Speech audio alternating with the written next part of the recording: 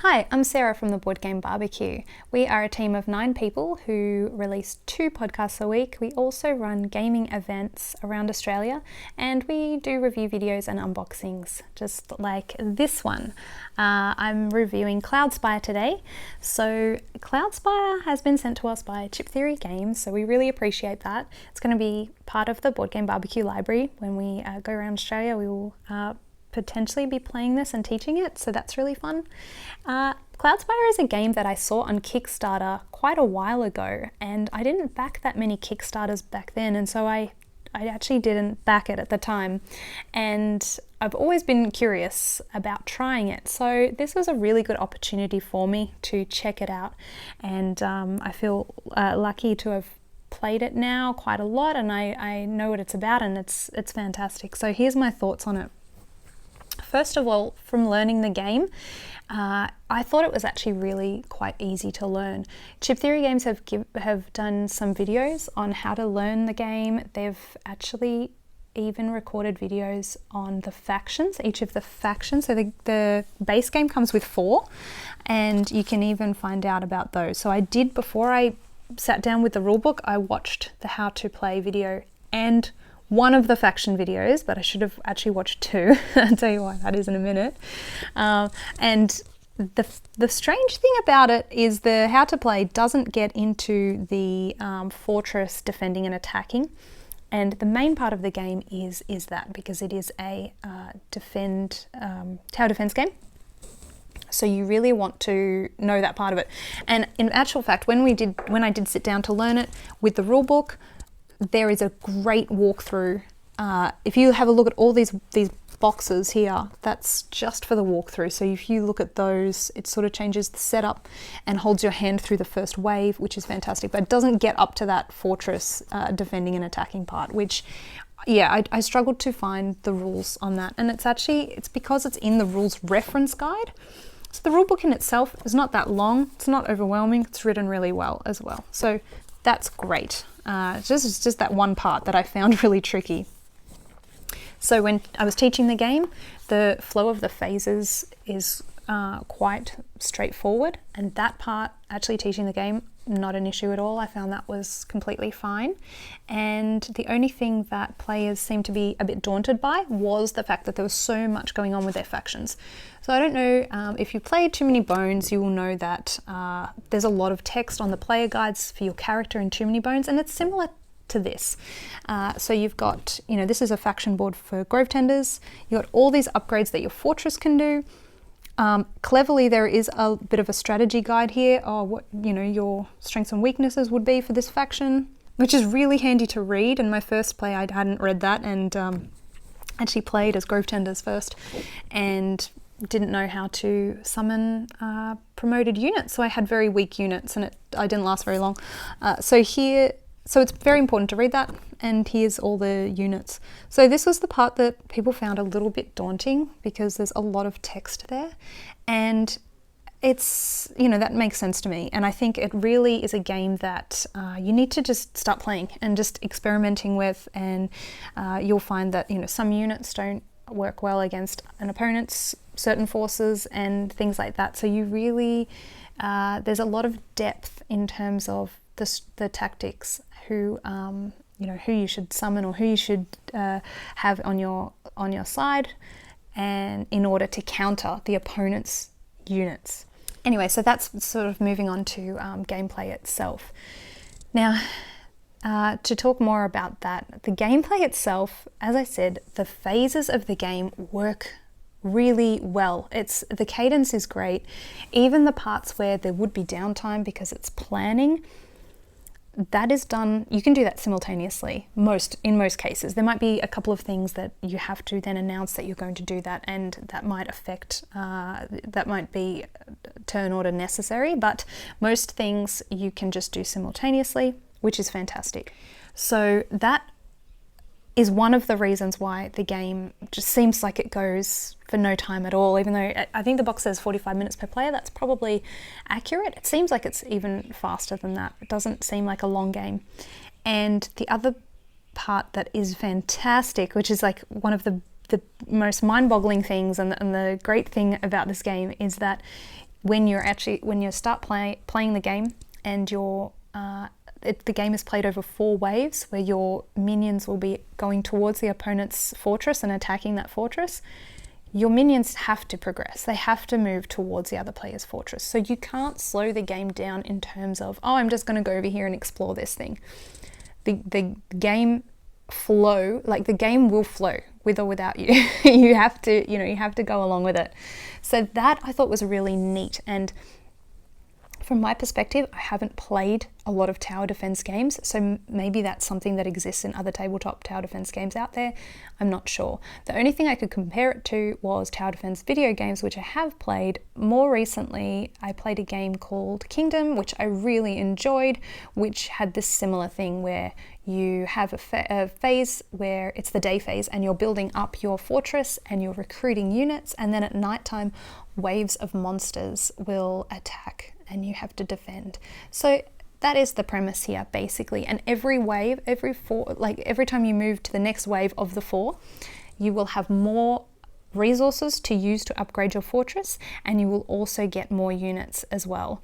So there is that feeling of things building up and getting harder and more intense. So really fun.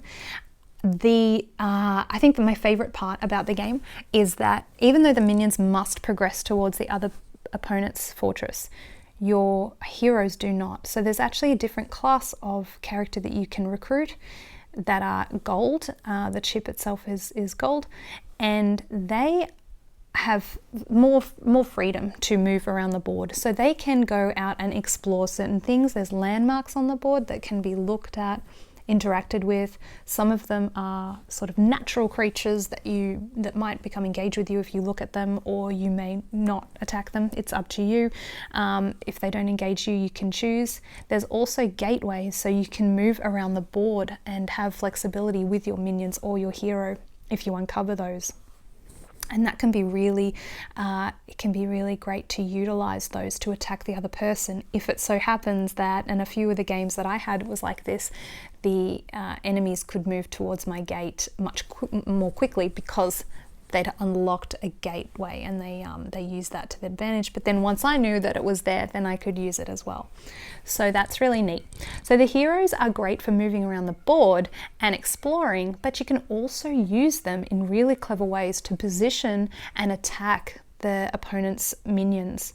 And it might so happen that your hero has the ability to do this in a ranged manner and stay out of harm's way, and that is incredibly powerful. I was playing one particular game where my hero was knocked out of a wave really early because of bad luck, basically. I revealed a landmark on the board that was engaged with my hero straight away, and it was really tough to beat. And my hero got wounded and got knocked out of that wave really quickly. And then the opponent had their hero at full health, and in fact they were buffed because of a certain event that happened, and I'll get onto events later. So that meant that that hero was, with its ranged attack, able to basically pick off my minions pretty quickly, and it ended up costing me the game. So this ability to use your heroes in a really tactical way is fun as well, and just gives you that little bit of freedom. Now, when I compare Cloudspire to a different game, even though I haven't played Tower Defense, I'm going to compare it for a minute to something like X-Wing or Warhammer.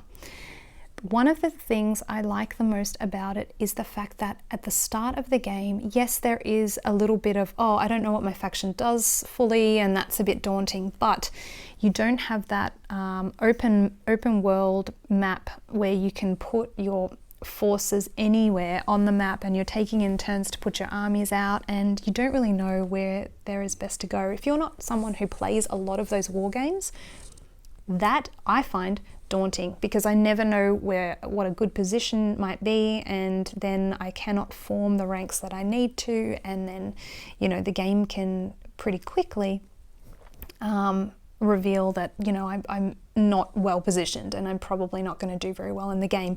Whereas Cloudspire, because of that forward momentum, your forces are always forced to move, and they move from your fortress. It eliminates that start, that that sort of apprehension that I would have about starting that kind of game. And I know that's probably a really small thing, but for someone who doesn't play a lot of combat games or war games, I think that Cloudspire might be great for those people. And in fact, as a sidestep to war gaming, I think that would be really fun for war gamers as well, to say, hey, I don't have time for like a 5-hour Warhammer game, let's try Cloudspire instead, because it's got a lot of that tactics without that overhead, and you don't have to think about creating your army all up front. You have those 4 waves to recruit units, and it's more limited. And so on the flip side of that, some people won't like that it's more limited. Some people will prefer to have, to be able to sit down with their, codex or whatever and choose all their armies and where they're going to put it, and, that makes sense. So that's totally fine. But I think for me, I preferred it like this, just a little bit more limiting, so we can just sort of get stuck into it, because there is so much to get stuck into. The units, they all function differently. Really, the factions are very unique. Like I said, the Grove Tenders, I think I got halfway through the game and I realized, oh right, I can't get my promoted units without summoning them. I need to get my summoner person on the board. I didn't even, think of that. So that was something totally different and just neat. Like, I really thought the factions were drastically different from each other, which made it really fun to discover. So component quality wise, the game, chip theory games are known for their components, right? The chips are absolutely gorgeous, and everything has these like containers, really easy to tear up and set up, put away, set up, yeah, whatever. And because you have all this information about your faction on the faction sheet, the chips themselves don't need to have too much information. They just have the things you need, right? Just the attack, not defense. They have the wounds, how many wounds you have, how much movement you have, how much attack you have, and what the opponent gains when you kill the unit. So that's really neat. The dice are really gorgeous. They're just like the Too Many Bones dice. Really nice, glossy, high quality. Everything has a home. The neoprene mats, which I didn't talk about, are really nice.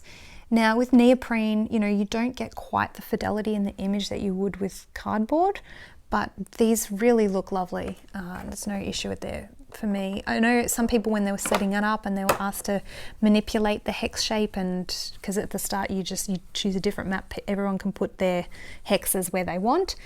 Some people didn't like that, but I thought once it was there in place, it stayed really well.